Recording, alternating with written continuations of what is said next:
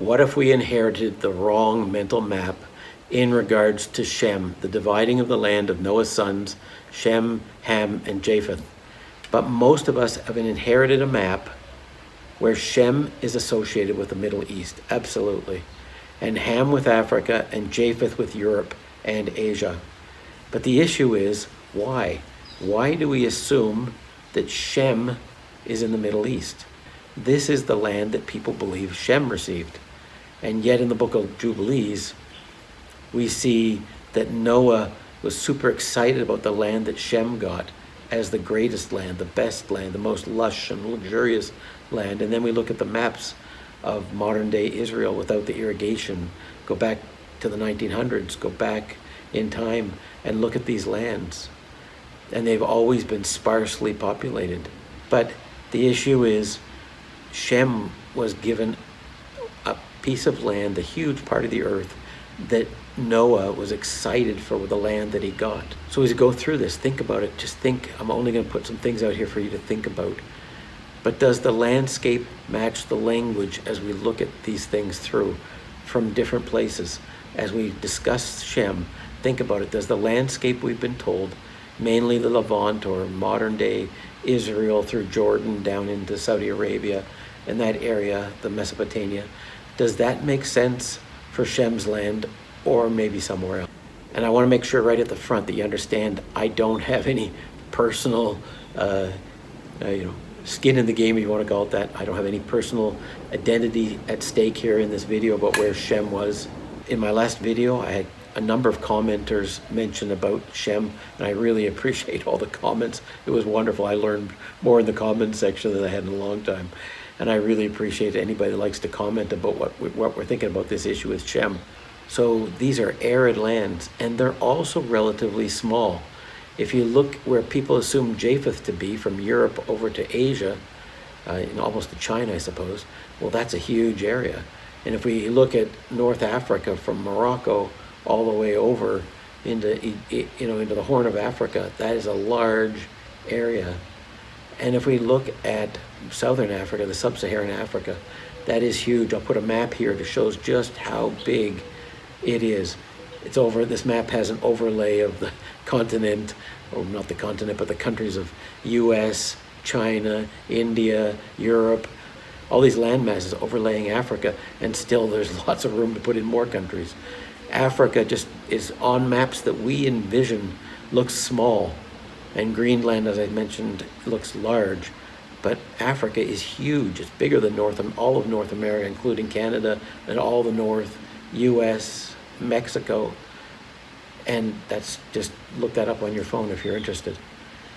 But if we contrast this with what I'm going to present, which is Sub-Saharan Africa, because in my last video I did on the rivers of Africa, and the one before that on Babel being possibly an Ethiopia area, we discussed the sons of Ham, Put, Canaan, Mizraim, and Kush, and we discussed them. And most people kind of know where Kush, or believe they know where Kush is, up in the Ethiopia area. We kind of think that Put was over in northern Africa, the center to northern Africa. And the land in those days was much more lush. There were actually rivers back then and that kind of thing. And we believe that Mizraim is Egypt. That's what the common belief is, I think. And then we believe that Canaan took the teeny little land that we call Israel today. And that's small. And I'll show a picture here of a map with just how small it is in compared to Africa. And yet we read, and we're going to read that quote, but we read that Noah rejoiced in the great land that Shem got. And then we look at the Middle East and we go, okay, they didn't discover oil until 100 years ago, more or less. So before that, what was great about it? Yeah, they had some frankincense and a few things down there, but what was greatness about this land that Noah said that to his sons? But if we look at Africa, especially Sub-Saharan Africa, and they call it where the head of the Nile is, what used to be called or considered to be the Mountains of the Moon, where Mount Kenya and the Rwenzori Mountains and all that area. But Africa, as I said, is huge, with drainage all the way to the Atlantic. There's drainage up into Egypt and drainage down towards South Africa. in the Zambezi River. So it is huge, huge system, north, south, or west towards the Atlantic, because the higher lands are along the eastern part of Africa. But we're talking about the Great Lakes regions with, I mean, just the lake, what we call Lake Victoria today, named by the British.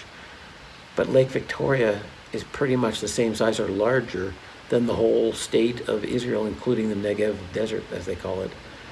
We look at the Ethiopian highlands, we can look at Equatorial Africa, the Congo, the Democratic Republic of Congo, all the way down through, you know, Namibia, and then on the other side we have Tanzania and Zambia. There's huge countries. These are huge, huge countries. As I said, with this map, I'll show it again, all of the US, that's all of the US fitting into that one little part of Africa.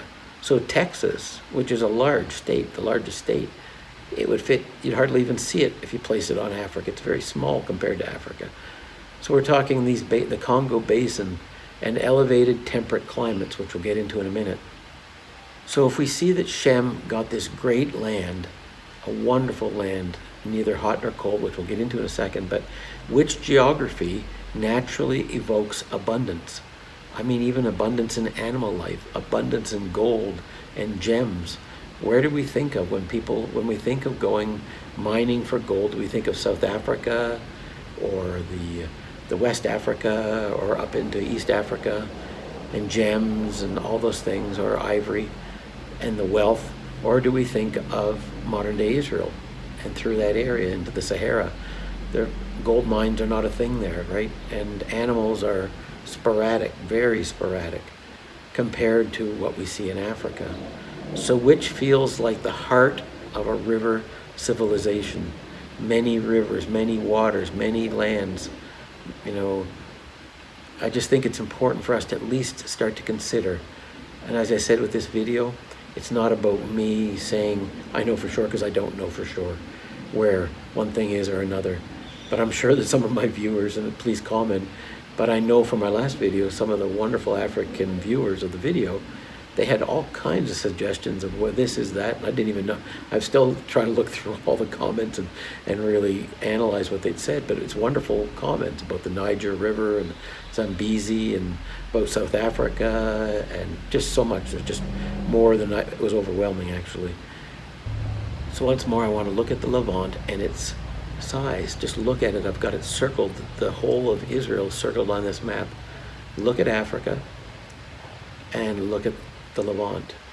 And then I'll put a picture up again of what we consider Ham, Japheth, and Shem's lands, and look at the Levant. Even there, I will circle that as well. But look at it's teeny. What we consider Israel today is teeny, teeny, teeny, teeny piece of land. I don't know that you'd know that. I'm sure for most of you do, but Iran is, I'm not going to say it's 50 times the size of Israel, but it's huge. It's way, it's not even in comparison. Israel is very small. Saudi Arabia is very large in comparison, as is Iran, Iraq, Turkey. These are large countries. And the Levant, or Israel, or Palestine, is teeny in comparison. I want to get into the Book of Jubilees, and like I said before, whether you consider it authoritative compared to the Bible or you don't, it still preserves traditional understanding from over 2,000, almost 2,500 years ago at least, about where the Jewish communities imagined the world to be.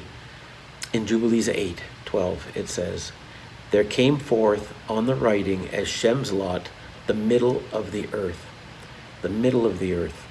Now I know if you look at this map where people plot Shem's land to be in the Middle East, they think that's the middle of the earth, but I want to look at the equator as the middle in many ways. But the middle is the middle, and the equator really is the middle, which is why it is the equator. And the lands of Japheth were to the north, the land of Shem we're going to look at, and the lands of Ham were north of the equator. They were north towards North Africa. We know more or less where Kush was. We don't know every delineation of their lands, of course, but we know more or less. We know where Egypt was, or Mizraim, and some people differ, but I think we know where the lands of Put, the other son of Ham, are. The lands of Canaan, we are told, are the little Levant, that little teeny little strip of land we're told is Canaan. And I've done a video on that, and I hope you'll take a minute to look at it. I think it's very important to try to at least think about these things, because we are told, and we'll discuss that for a minute, but that Canaan stole the land. He got cursed for stealing the land of Shem. But you look at the little teeny little land of Levant compared to Africa and his brother's lands, and you go, either he was not a very good thief, or we got some issues here, because if he was willing to get cursed, and it says in Jubilees that he knew what he was doing and he was willing to be cursed in order to steal Shem's land, then Shem's land had to be something pretty spectacular, in my opinion. Much more than a teeny little arid piece of land that really belonged to Egypt, just north of Egypt, and had Egyptian garrisons there. You know, I just think we think, because we've been told this narrative for thousands of years, couple thousand years, since Constantine and his mother Helena, we've been told this is the Holy Land, and this is where the Bible took place. I think we have to at least be willing to rethink that. So if we look at the equator, that gives us a hint as to where the center of the earth might be. If we look at the river systems, the greatest river systems in the world, and the lakes, other than maybe the Great Lakes in Canada, I know there's rivers in other parts of the world, but we're talking the great rivers. We have no idea or concept how large and wonderful the rivers of Africa are. And just the amount of systems, it's just really, it is amazing. And the amount of animal life and the lushness of the terrain, and how the clouds feed the land, and it is lush and green. And I'll show a map here of Africa by vegetation, and you can see where the center of where the equator is, because it's upland, because of the Rift Valley and all that type of thing. Africa is actually quite high in the center, you know, and so it's not as hot as it might be in other places, even though it's on the equator, because the landmass is very high. So just because in our day we look at the Middle East and we think, oh, that's the middle of the earth, but yet it's very far from the equator. And it's actually a very cold land, hot and cold. It's not what I'd call a warm land. It's either extremely hot, or in Iran they have snow in the mountains and that type of thing, but generally it is so hot. It's one of the hottest and most arid places in the world. But if we temporarily moved our inherited maps, what we're given, the maps that we're given, and we were told this is the land that Shem got, we're going to get into that, what he was actually told. Think about, where would we think the land is? And I did a video on this, Let the Bible Speak, because if we took the Bible, tore out all the maps, tore out all the texts, and took away all the names of places in the world, just gave the text to someone, where would they place it as they read about the animals and the gold and the ivory? What part of the world would they probably place it? And you know, that's something we need to try to do the same thing here. If we want to find the land of Shem, I think we have to look, because Noah gives us some real hints in the Book of Jubilees. In Jubilees 8:30, it says, this land that Shem got was neither too hot nor too cold, but blended of cold and heat. And if you look at the land, and we'll look at Kenya, I'm going to put up some Kenya, Uganda, that area, Tanzania. I'm going to put up some, you know, how the temperatures fluctuate during the year. So if we look at the East African highlands, and we look at the mists that water the land, and the mountains, and the volcanic plateaus, and the green valleys, and if we look at rainfall maps, and I'll put the rainfall maps here, one for the Levant area and Saudi Arabia through that, what we consider the land of Shem, what most people believe it is, and I'll put one for the Sub-Saharan Africa rainfall maps. I'm also going to put here as well climate maps, what the moderate climate is of Central Africa and South Africa, which is, as I said, based on the equator, versus the hot lands of where we consider Shem to be in most of our maps today. And then considering the dryness, we're talking parched dryness, versus the lands that have the greatest rivers and lakes and swamps and systems in one of the richest lands in the world for that. So if we think about this fascinating verse, the land is not frozen cold north, it's not desert and hot, but it's balanced, which is why so many of the greatest beasts and animals on the earth and biodiversity is in that sub-Saharan part of Africa. And also the land, its elevation and its temperature abundance because of that. Next, I want to look at traditions, and I'll put up this map. I used it in one of my last videos, but this Munster map. And you can see down here, it looks like a loaf of bread. But that's what was considered to be the mountains of the moon, or the source of the Nile River. And if you follow the White Nile down and towards Lake Victoria and all the way down, you'll find this, what was considered the mountains of the moon. And one of the Greek writers, Ptolemy, he wrote about this mountains of the moon, the Nile headwaters, the Gihon River traditions, which we discussed what I discussed in the Four Rivers on Eden. So many traditions point southward for this land and for this lush center of Africa.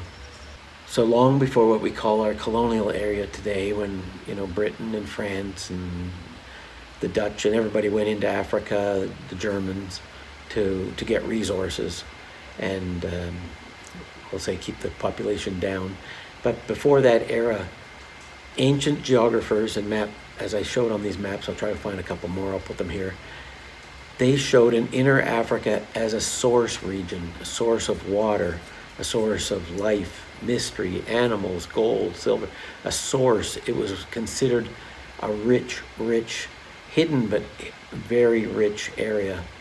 We read in Isaiah, this is in Isaiah 18, beyond the rivers of Kush. Well, we know that the river that goes through or circumvents Kush is the White Nile. And so that would be the land but beyond those rivers, what's beyond the rivers of Kush would be further down south where the rivers start and other rivers form, like the Congo and the Orange and the Zambezi, and there's so many of them. And then in Zephaniah, it reads in 3:10, beyond the rivers of Ethiopia. Now, Ethiopia in those days was larger than the country of Ethiopia today. Ethiopia was it's synonymous with the land of Kush. But just thinking about that, the biblical imagination, I think, for me anyway, it repeatedly gestures toward regions beyond the great rivers of Africa. It makes us think, even think of Livingstone and these explorers that went into Central Africa, and the gorillas and the animals and the wealth and there's a reason that all the European nations went to Africa. I don't know if you know this, I only found this about 2 years ago, as I was seeing Burkina Faso try to leave France's control, that France is number 5 gold producer in the world, and yet France has no gold in France, basically. So all their French gold was coming from their mines, mainly in Africa. And so same with their plutonium and all kinds of things. So all kinds of wealth is in Africa. It has more wealth probably. Where do you think of diamonds? Where do you think of gold? Where do you think of gemstones? Where do we think of so many things? Just go to any zoo, and what animals dominate the zoo? So they look to this source area, a source of rivers, wealth, mystery, mountains, everything that we can think of. And that's why there's so many tales told of that area. So if many things are pointing us to this land beyond the rivers of Ethiopia or beyond the rivers of Kush, and we think, well, that's the mountain down in the area considered the mountains of the moon, this hidden area. And the Book of Jubilees, as I said, is very, very clear about the curse of Canaan, which we read about in the Bible. But people have had a hard time understanding that because they say, well, Ham saw his father naked, but Ham wasn't cursed, nor were his kids cursed. The only son of Kush that was cursed was Canaan. And we go like, well, why? That doesn't make sense. How is that just that Ham did something and Canaan got cursed? But when we read Jubilees, we see the brothers of Canaan literally pleading with Canaan not to steal the land of Shem. What kind of land inspires envy like that? If we were to take away the irrigation of what we call the Levant or Palestine or modern day Israel, if we took away the irrigation, modern irrigation, that they take seawater and convert it into fresh water and then use it for their land.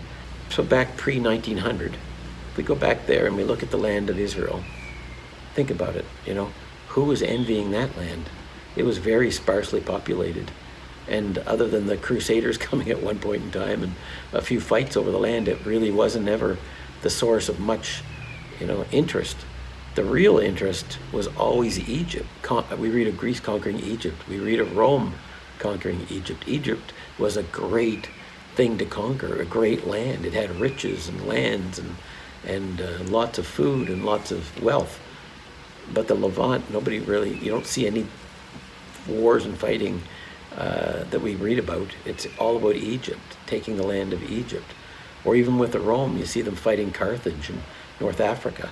But we don't see them really what we consider, other than using Bible stories, we just don't see a lot there in that land because it was sparsely populated, it was dry, there's no gold mines, there's no great wealth, there really isn't anything there other than a little lake and the Dead Sea, and there's a few things there.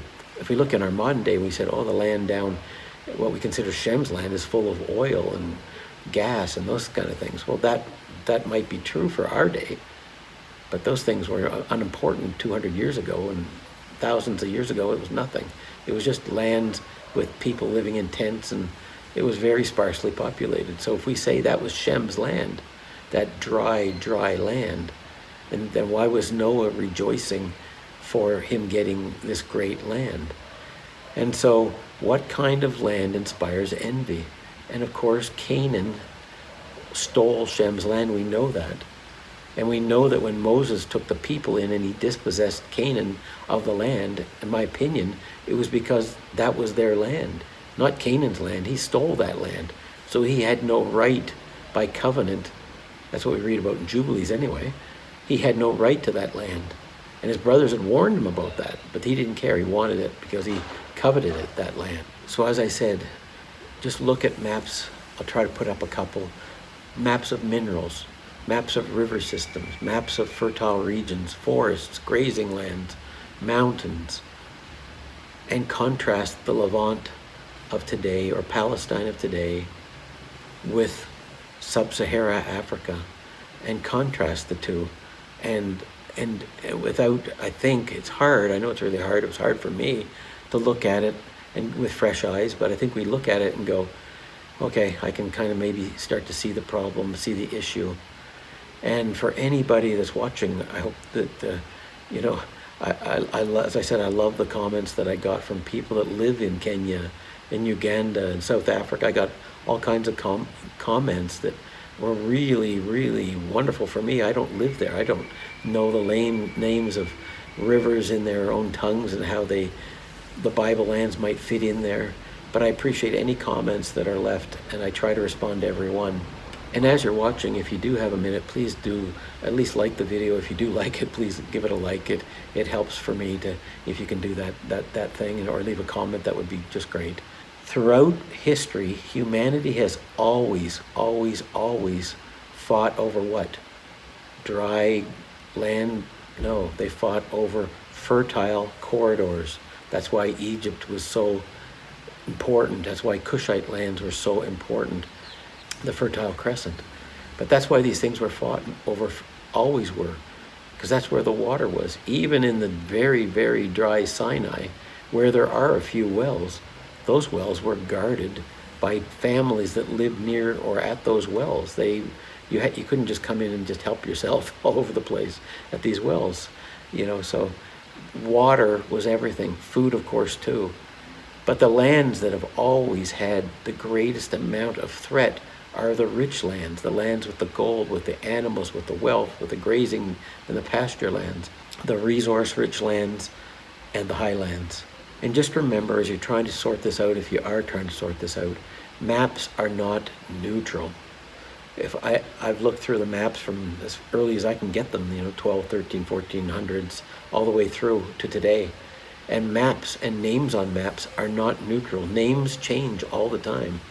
And names that would have been biblical names 3,000 years ago, they're not on the maps from our day generally. There's a few places that could be, but there's no guarantee that that place is still that same place. But we can look at hints, we can look at clues. We can be Holmes and Watson and try to figure these things out for ourselves the best that we can. But do remember that maps are not neutral. So if Romans make maps, they make them based on what Romans believe and what they want the world to be in their image. And when people in the 1800s, the colonial powers, were renaming all the countries of Africa and, you know, dividing the land among themselves for wealth, they wrote their maps and based them on what they wanted. Because I can guarantee you, when the first people came to Kenya in those areas, the Lake Victoria was not named Lake Victoria. Because of course Victoria was the Queen of England. So the lake had its own name, right? I personally think it may be the Sea of Galilee, who knows? But it doesn't matter. But they've had their names. Names change. Everything changes. But river systems and mountains don't change very easily or very quickly. It takes huge upheaval to change those. But men come and men go. Populations move, populations come. I'm going to do a video on the Sahara at some point on the land of Put in that area, where old maps from 500 years ago show rivers and lakes through Chad and through that area that is just dry sand now. But the issue is people do move. And when there's hunger and famine, just as we see in the Bible, when Jacob and his family moved to Egypt because of famine, then we see that people moved because of climatic changes or what was going on. So every civilization, even our day, we interpret the past through a lens of our own worldview. And that worldview has been passed to us. When I quoted that scripture that says our parents have only told us lies, I don't mean they were intentionally lying to us, but we are trained, we believe what our parents believe, who believe what their parents believe, who believe, you know, so these things come down and it doesn't always make sense.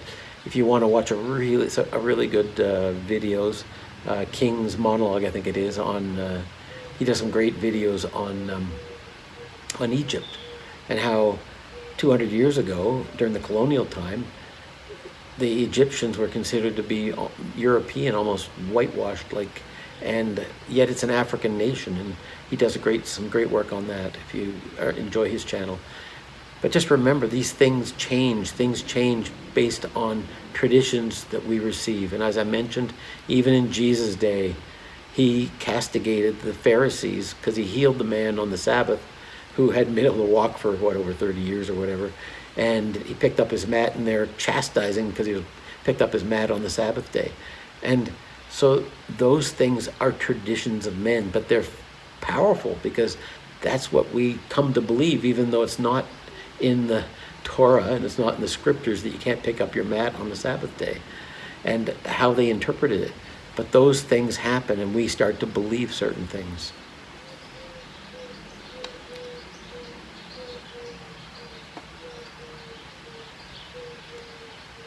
So over time, cartography or map making changes as they learn things, but it also incorporates what people feel. So if you look at a 1500, if you look at a map dated in the 1500s versus the 1700s versus the 1800s versus the 1900s, you see very different maps. Changing names, changing countries, changing names of rivers, changing names of all kinds of things. Names that are in one are not in the other. As I showed with my video I did on Babel, whether it was in Mesopotamia or in the Ethiopia area, we see on many maps, the Munster map, for instance, that Babylon is mentioned right beside Meroe in Kushite lands. And yet we look there today and there's no Babylon, right? Whereas the Sennar or Shinar is still on our map today. If you look down below Meroe, you'll find Sennar, S-E-N-N-A-R. So that name has come through. But does that mean that that is the actual Sennar or Shinar from 4,000 years ago? We can't say that with any factual. We can say for the last 500 years or 600 years, people have been calling that place by that name. But there are no maps that I know of from 3,000, 4,000 years ago. So we can only use our logic, I guess, and what's been written and try to figure things out. So as I said, from 1500 through almost to today, when Europe has dominated global scholarship, which it has, all the universities, all the writing, all the map making, all that kind of thing, European assumptions inevitably shaped biblical geography, inevitably, okay? It didn't start with them. It started really back in Roman times when Rome decided to become Christian, that things, Helena, the mother of Constantine, went and named very many things that are in what we call the Holy Land today. So the question isn't really whether earlier scholars were evil or had malicious intent, but they had tradition, they had beliefs that came from the scholars before them, and you know, when you're a scholar, you get paid by a university, which gets paid by a certain group. So it's hard when you're a scholar. I assume I'm not a scholar, I'm just like to ask questions. But the question is whether inherited assumptions have limited the questions that we've asked. I just did a video, I'm going to launch it more or less same time as this one, on Shem, Ham, and Japheth. If you look at the picture of Shem, Ham, and Japheth, almost every video has, and you see one being European, one being black, and one being Asian or Middle Eastern looking. And you go like, okay, where did that assumption come from? Where did that, it's not in the Bible, so where did that come from? And it comes back to this same thing. So I'm just asking, and I'd love you to put your comments as what you think, or where you think the land of Shem might be. For me, personally, these are just my own feelings. I feel the Kenya, Uganda area, Democratic Republic of Congo, and then further down south, possibly even as far south as South Africa, where a lot of people do believe that part of it is there, and I have no problem with that, but that would make it a very huge land. But I do believe that was the land of Shem. But do I believe that all that land was the land of the 12 tribes? I don't, because Shem and all of Abraham's children, they all lived in these areas, as did the Moabites and all, you know, Ammon, and even some of the Canaanites. They weren't all killed. So there's been all kinds of peoples that have lived in these lands. But where is the land of Shem? Our world tells us, because I think mainly from ideas that came forth in the last 200 or 300 years, that Shem's lands are in the Middle East, and that Ham's lands are mostly shown to be North Africa, and we kind of ignore the rest of Africa. But to me, the center of the world is really Kenya and that area, Mount Kenya, Kilimanjaro, all those lands, all the way down into maybe even down to Cape Town or Capernaum, as some people think it is, or Namibia, where some people think Jerusalem might be. I don't really know. But I do know, I did a video on this. Josephus said that when Jerusalem was destroyed, he wrote at the time of the destruction in 70 AD, he said that when Jerusalem was destroyed, because Jesus had prophesied that there would be not one stone left on another. But Josephus said it wasn't just the temple that had no stone, one left upon another. He said the whole city to the foundation was dug up, the whole city of Jerusalem. He said you couldn't even tell people that had lived there. They dug it up thoroughly. It wasn't just the temple. So when we see Temple Mount and all these things that, you know, ruins in Jerusalem, you have to go, okay, well, Josephus said there weren't any foundations left, because I assume the Romans were looking for hidden gold and treasure that was hidden, because Jerusalem was a wealthy city. And I think they probably dug up the foundation for that purpose. But the point is, Josephus said you could not tell that a city had been there, ever. And that Jerusalem is now taking its Sabbaths. I've had people say that, and I kind of believe that. I don't know that we even know where it is yet. But I believe we will in the future. So I just wanted to say, that's my opinion. I'm not concluding. I'm just basing it on what I kind of speculate, let's just speculate, no facts. But I'm asking you to think about it too, to just give it a thought, think about these lands, think about these peoples. These are ancient peoples, ancient civilizations. And I will make a mention again in this video. Go look up Meroe. Look up the ruins of Great Zimbabwe. There's great ruins throughout Africa, and because of colonial powers, this is my opinion, of course, but colonial power, I don't think they wanted anything dug up other than in Egypt. And in Egypt, they kind of whitewashed it a bit. But if we look at the rest of Africa, There's great ruins, as great a ruins as Egypt, it may be greater in the Kushite areas, in Sudan and in Meroe, and yet what has been done? Almost nothing. And actually, if you read a lot of people from 100 years ago, they believe that those ruins were only created by Europeans or others that came into the land and made them, because they didn't believe the Africans could make their own ruins. But that was colonial thinking. You know, whether we agree with it, of course, for me, I don't, but that is how they thought. And I suppose they had to, because they had to take the land and hide the land. But I believe that this is Shem's land. So I'm not asking anyone to abandon their own beliefs, but just to analyze, to think about it. Use your logic, think about it. There's no harm in asking. There's actually a great amount of benefit if we can start to find out where the Bible might truly have landed. As I said, I did another video on the animals of Africa and the animals of the Bible, and that's a fascinating one there too. The ostriches and lions and leopards and apes and crocodiles and that kind of thing, mammoth beasts. But if Noah were assigning the most blessed inheritance that has rivers, mountains, clouds and pasture lands, lush plateaus, then would we instinctively imagine the Levant area or Saudi Arabia? Is that where we would place it? Or would we look at an elevated land full of great rivers, lakes, fertility, and abundance?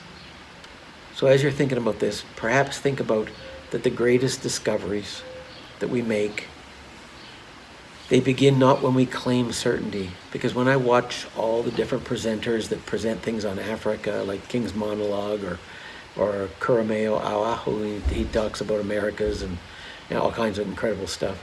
As we watch these different people putting out great content, then we can start to think about, does this fit? Does this make sense? Because the greatest discoveries don't come because we claim certainty. No, they didn't discover Troy recently because of certainty. But when we claim certainty, it never happened, then we don't look. Or if we claim that that's Shem's land and we'll never even consider that it wasn't. It's like the video, as I said, that I did on Babel. If we think that Babel is in, or Babylonia or Babylon is in Mesopotamia, and we were 100% certain of that, which some viewers of course were, then we won't even open our minds to even consider. Considering is discovering. Jesus said we have to seek, we have to knock, we have to ask, we have to look, we have to dig, we have to do all those things for ourselves so that we can find, so that we can open, so we can understand. Not just spiritually asking the Father, of course, but also we need to do the work ourselves to try to figure things out as best we can. So I think we win, all of us, when all of us are starting to look in different places. As I saw in the comments, people are turning stones over in South Africa and saying, this is the land of this, and another person is in Ethiopia saying this, and another person over in the Niger area over in West Africa is saying, no, you got to look over here and see this and this. And then you go, yeah, and that can all be true, right? We don't know. We're on a journey of discovery, I suppose. But that is how new discoveries are made, if we're willing to ask better questions than just accept what we've been told. We have to have a little bit of rebellion, I think. It says, come out of her, my people, flee Babylon, leave her sins behind us. But if Babylon is the system of religion and state mixed together, not picking on any one religion, but religion and state, then what we've been taught may not be what is real in almost any area. And the more I dig, the more I find that scripture, as I said, our fathers taught us lies, not intentionally, but what as the Savior said, we have to become as a little child. And I see that. I see that we have to become humble as a little child so we can start to learn over again and at least look at different things. And like I said, I'm not saying that this is how it happened. I have another, I'll leave a link here to the video I just did on the 4 rivers of Eden, and I'll leave another video here to Jerusalem in the Levant, and maybe you want to take a look at that old video I did on that. It's fascinating as well. Anyway, thanks for looking and have a good day. Take care and appreciate you. Take care. Bye-bye.